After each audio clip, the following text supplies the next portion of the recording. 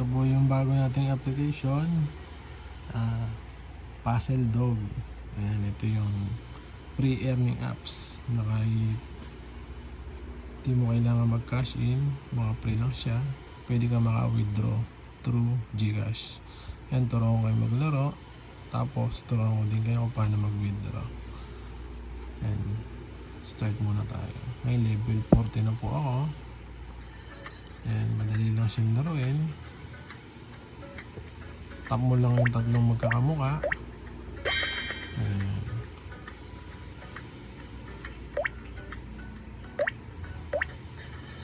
Ayan, napin lang natin. Sana isa yun. Ayan, madali lang siyang laruin.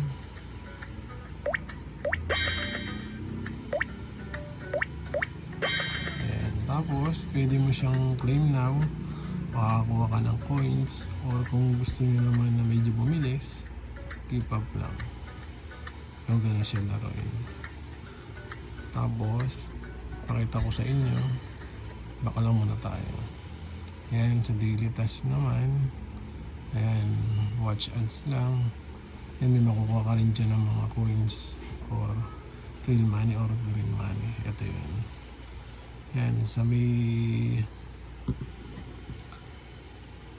pag magta-transfer kayo, maipon yung coins. Ayan, 1,990. Patumbas na is 36 pesos. Mapupunta siya dito. Ito yan. Ayan, tapos sa withdrawal naman, pwedeng 10 yan, 50, 200, 500, 1,000, 2,000. Sabihin, lumalabas siya pag mababa, yung mga baguhan. Pag medyo mataas na yung ipon mo, ito na yung lumalabas. Ayan, yung ipon natin 546. Ayan, i-withdraw natin ngayon.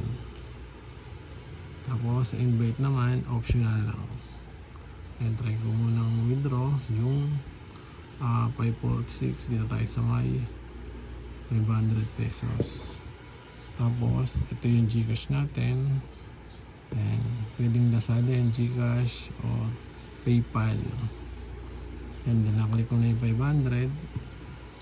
Withdraw natin. Ayan. Tingnan natin. Minutes lang yung pumapasok din yan. Tapos, sinatira lang natin 46. Tap tayo. Check natin yan. Saan ba yan? Ito. Dito. Yan, withdrawal history.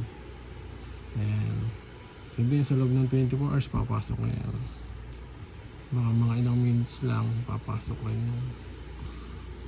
Sabihin, baka wala pang 1 hour. Ngayong araw din, papasok siya. Ganun lang yung games na to. Kaya, try nyo lang. Madali lang siyang laruin.